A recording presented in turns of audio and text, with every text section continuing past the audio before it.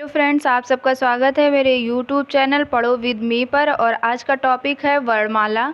वर्णमाला में व्यंजन है। व्यंजन में अल्प प्राण, महाप्राण, अघोष और सघोष के विषय में जानेंगे। तो सबसे पहले देखते हैं अल्प प्राण और महाप्राण। तो अल्प प्राण और महाप्राण को श्वास या प्राण के आधार पर बांटा गया है।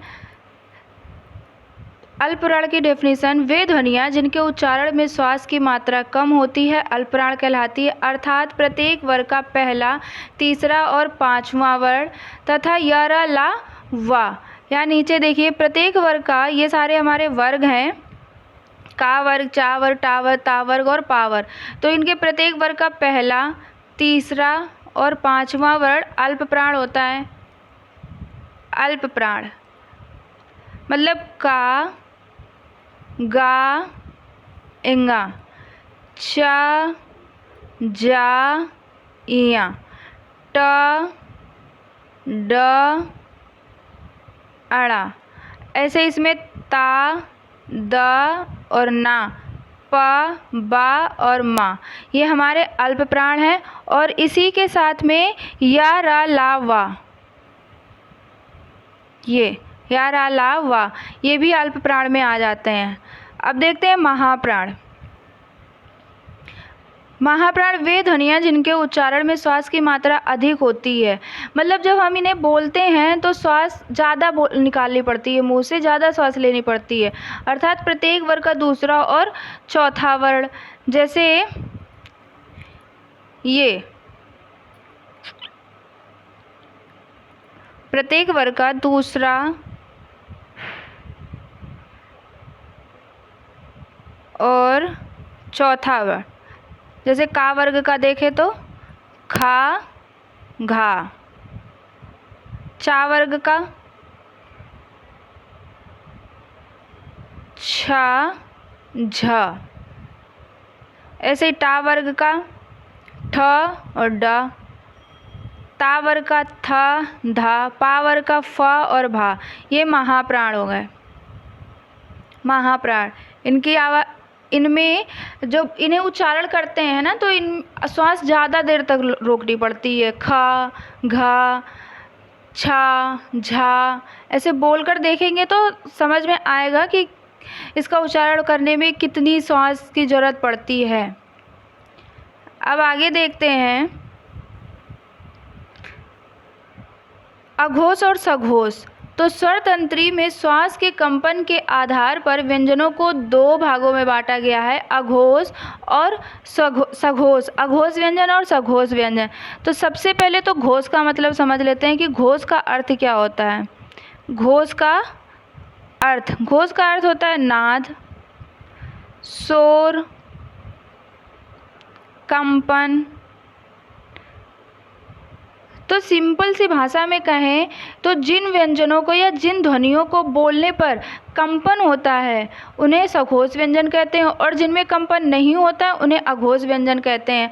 अगर अघोष व्यंजन को देखें तो अघोष प्रत्येक वर्ग का पहला, दूसरा वर्ण। अघोष का मतलब समझ लीजिए, अघोष। आ का मतलब होता है नहीं और घोष का मतलब होता है नाद, यानी कि जिसमें नाद ना हो वो अघोष व्यंजन होते हैं। और कौन सा? पहला, दूसरा तथा स, ख, सा। प्रत्येक वर्ग का पहला, दूसरा तथा स, ख, सा, 1, 2 और ये स, ख, सा। इन्हें यहाँ से ये हमारे अघोष व्यंजन होते हैं। और सघोष देखें, प्रत्येक वर्ग का तीसरा, चौथा, पांचवा तथा या, रा, ला, वा, सा और हा।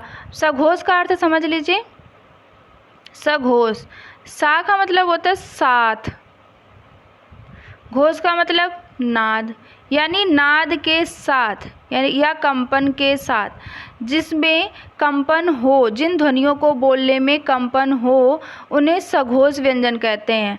और चौथा, पांचवा, तीसरा, चौथा, पांचवा, ये तीसरा, चौथा, पांचवा, ये व्यंजन, ये ध्वनियाँ या ये वर्ण हमारे सघोष व्यंजन कहलाते हैं।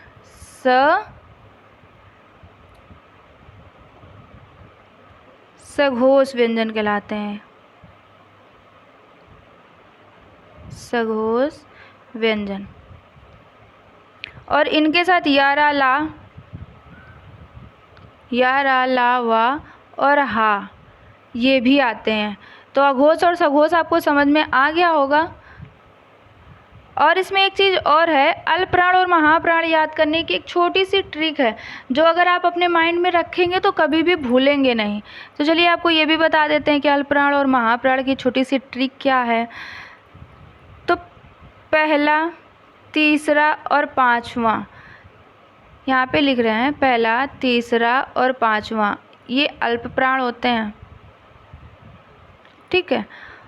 दूसरा और चौथा ये महाप्राण होते हैं।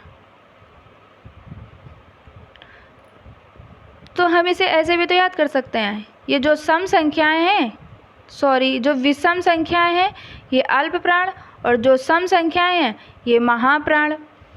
अब महा का मतलब ही है कि जिसमें ज़्यादा श्वास लगेगी वो महाप्राण, जिसमें कम श्वास लगी, अल्प का मतलब होता है कम, अल्प का मतलब होता है कम, जिसमें कम श्वास लगेगी उसे अल्प प्राण कहते हैं। 1, 3, 5 विषम संख्याएं अल्प प्राण और सम संख्याएं महाप्राण। और य, ला, वा अल्प प्राण। अब य, ला, वा को अगर हम बोल कर भी देख सकते हैं, य, ला, वा जल्दी से और कम श्वास में ही बोल जाते हैं।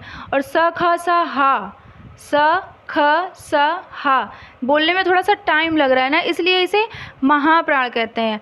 अब को अल्पप्राण, महाप्राण, अघोष और सघोष व्यंजन तो समझ में आ गए होंगे। अब मुझे नहीं लगता कि आप इन्हें कभी भूलेंगे। तो चलिए, अगर आपको वीडियो पसंद आया हो तो लाइक, सब्सक्राइब और शेयर करें। Thank you for watching my video. Bye bye.